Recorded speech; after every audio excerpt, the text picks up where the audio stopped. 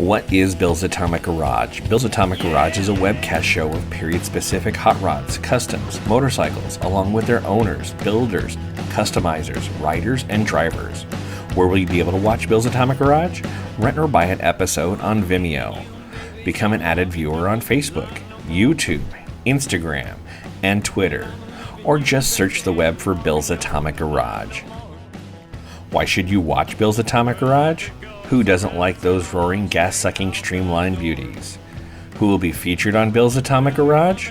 The cat, kitten, or car club that has a car in progress. The ones that know their ride inside and out.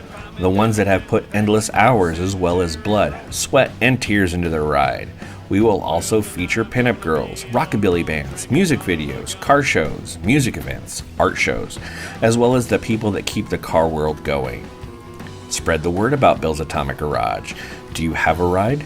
Know a cat, kitten, or car club, owner, builder, customizer, rider, driver, band, or pinup that would like to be featured on Bill's Atomic Garage? Are you a business, company, car show, event promoter, organizer, looking to expand your visibility? We always have room for product placement, sponsorship, and advertising. None of these you, but you still want to help? Donate $1 or $2 at our Facebook store, or go to our Kickstarter event. We have tons of options for you to personally sponsor Bill's Atomic Garage. But the best way to help is to watch Bill's Atomic Garage. We can't thank you enough. Now kick back and watch this episode of Bill's Atomic Garage. Give me half an hour, I won't be the same. One more time!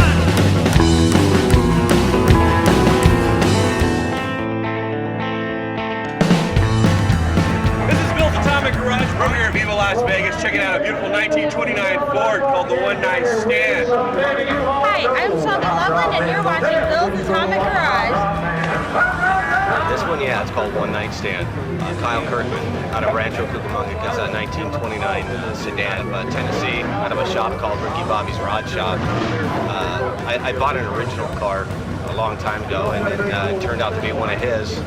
So they only knew his name, so I ended up tracking him down to find out, if he built more cars or whatnot. So I ended up befriending him and became really good friends and told him, you know what, I like your style. I build custom bikes for a living myself, and said, you know what, I want you to build me a nice car, and then I'll fly you out here, and you can meet me and hang out with us and take you to the Grand National Hot Rod Show. So after 4 months, he ended up building this for me. You know what, one thing, it definitely brings a lot of attention. It's a one-of-a-kind build, and was, personally built for me and my style, involved in this thing. So, the driving of it is just incredible. We don't trailer anything. Anywhere we go, we're going to drive it. And we drove 4 hours straight to get here to this show, and you know what? I have no values in cars that get trailered. They're made to be driven. So one of the biggest pleasures, obviously, is driving this thing. It's a blast. The only thing I'm going to do is, because the radiator's actually up in the rear, so I'm actually going to take it back out with a fan shroud around it, so we get 100% use of the whole the radiator. Right now we're using about 75%, but the interesting thing inside it, we run CNC machine cooler inside it. We don't run regular 50-50 mixer in it. It's actually straight CNC machine fluid inside there. Drops to 20 degrees. You know what, honestly, on this car, there's really nothing. Everything I wanted done to it was done. So it's one of those, I really don't got to add anything to it. Maybe some things on the inside, some different gauges and stuff like that. Inside there right now is boat gauges from 1950, so it still has the trim. It says trim on it, and the speedometer only goes up to 80, so a lot of those things we got to change out, but pretty much the way it sits is how I like it.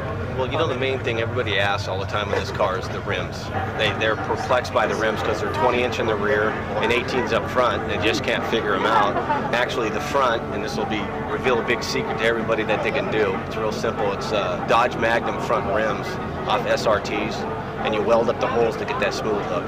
The rears are a Dodge Ram 1500 pickup truck spare tires. They're all spare rims. The problem is they're very expensive to buy. They're not your normal $100 rims. The front ones, if you have to get them from Mopar, it's $345 a rim. and then you tear them up and weld them all back together.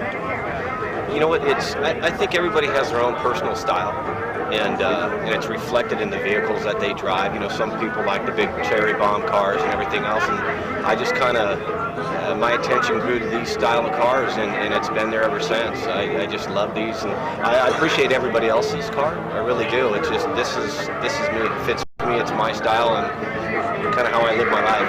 You know, even just going down to the local place to go eat, we'll get in them and drive them around. So they're not sitting in the car, you know, the garage car at all. We love driving them. So you know what? It's the car culture. It's what everybody wants to know. They want to know about your car, and I'm happy to provide all the information that I can. I really have no secrets. I'll tell them everything about the car and turn them on to the guy that actually built it. No, I'm out here. I drove out here. She stayed home, and I drove my car. There is no problem with it. It is what it is. This is my car. This is what I do, and they're either a part of it or they're not part of it.